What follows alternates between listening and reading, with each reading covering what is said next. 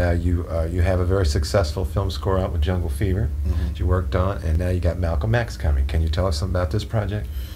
Well, Malcom X is a very large project for Spike, and I'm really excited about doing it because, first of all, it's about Malcom X, and I never thought that there would ever be a movie made of his life. So I think, just let alone for that reason alone, it's a very interesting project. I like the dedication that Spike brings to whatever project that he does.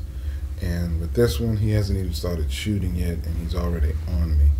Is that right? Yeah, he's on me about music, man. He's, well, we have to develop these themes. I have the script here, which I had to sign a release for your eyes only. Yeah, right. Classified information and stuff.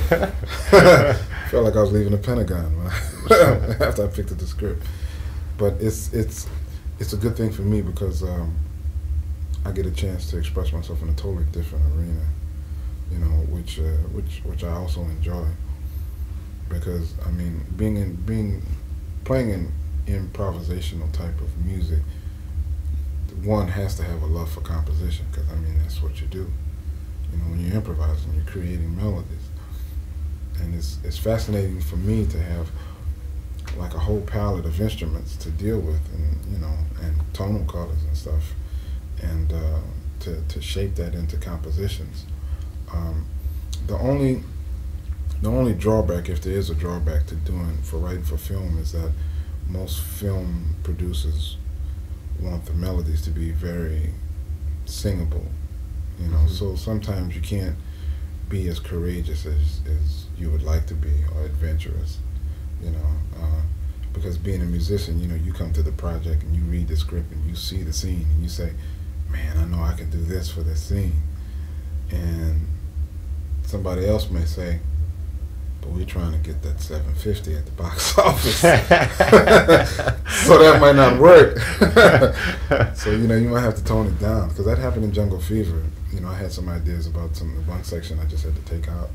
Some other things I had to just kind of tone. The colors too. Yeah, for some of the scenes. Yeah. Which is okay, I guess. I can understand it. Yeah.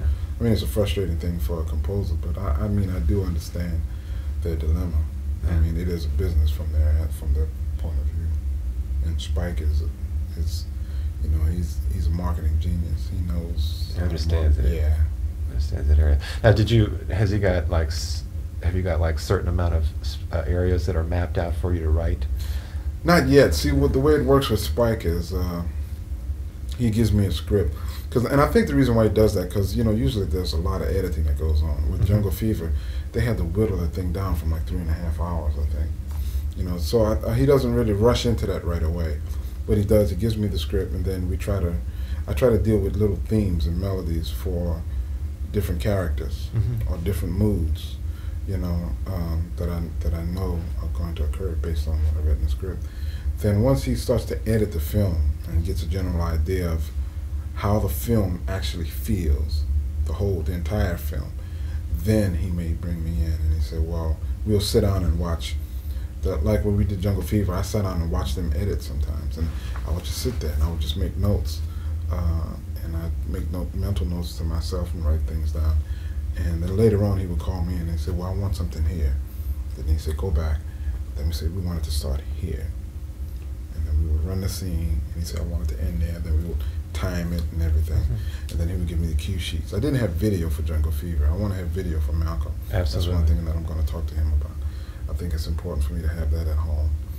But the whole process was an interesting one for me, because it was the first time I did it, and I was kind of like winging it, because I didn't know the process. I didn't know how things were structured, And Spike was I mean, he knew what he wanted, but I mean, I'm a different composer, so he was kind of he was feeling me out as well. Right. And what's been Bill Lee's job in the past, hasn't it? Yeah. So this is departure for him. Yeah. And it was really good. It was a really good experience for me. I had Sam Newsom as my assistant. He corrected all of my scores. He checked all of my scores. He did a great job, because we didn't have one wrong note, man. And it was really good. Boy, it's really good. Something else. It was funny too, because You know, the first cue, got up on the podium, counted off the tempo, and it sounded like a catastrophe. And I froze. I said, "Oh no, what's wrong?" And everybody said, "No, let's try it again." Then some of the guys didn't look at the key signature. I said, "Whew, what a load off my mind." I said, "Not 68 parts. No way. You're not gonna tell me all these notes are wrong." No. So some of the guys had made some bad judgments in reading the parts. So whew, it was good though. It was good. Wonderful. Well, I want to thank you very much, Terrence, and wish you the best of luck. Thank you. This would be a great for project. doing this again, man. It's good to see you again. Absolutely. Bye-bye. All right. Pat Riley is the new coach of the Knicks. Okay. Will the Knicks make a comeback this year? No, not this year. Not this year. No. There's no way, man. There's no. I'm gonna tell you why. Because there's too many things that have to be turned around. There's a philosophy that has to be established. You know, and it's not gonna happen, man. You know, I don't know what's happening with Patrick and his contract situation. That was a little bizarre too, wasn't it? Yeah. And I think, but you know, that was kind of wild. That's the one thing I hate about New York teams, man. Yeah. They made a big issue about Pat's salary. Patrick Ewing's salary, but they gave Pat Riley a lot of money. You know, and then they said, well, we can't get players because of Patrick's salary. You know, Yes. it's just that you know, no one player is greater than the whole team. Yeah. You know, that whole ploy to get the press involved and get the viewing public to say, oh man, what's wrong with Patrick Ewing? You know, I thought it was unfair. You know? I did too. I mean, look at Chicago. I mean, this is all world. This is the biggest marketing project ever. And you know what I heard? I heard Patrick was willing to take his money at the back end of his deal. Yeah. Which a lot of guys do in those situations with this salary cap. Take the money at the back end so they can get some players. That's right. You know, and he was willing to do that. You know, but look at what they do, man. They got rid of Johnny Newman. That's a questionable call. I mean, I thought Johnny should have stayed there.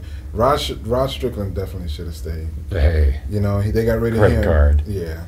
So they didn't have nobody who could shoot. No. You can't give the ball to Patrick all night. Or Trent Tucker. Yeah, you know, look.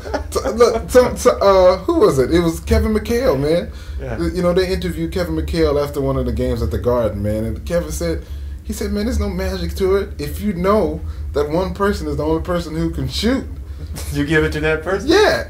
No, what he said in terms of defending them, because he said, well, you stopped so and so and so. What did you do? What was the tactic? He said, man, look, there's only one guy shooting on the team. Yeah. You know, there's no magic to it. If we know he's shooting, we put 3 bodies on him. What are the other guys gonna do? Can't do anything. Yeah.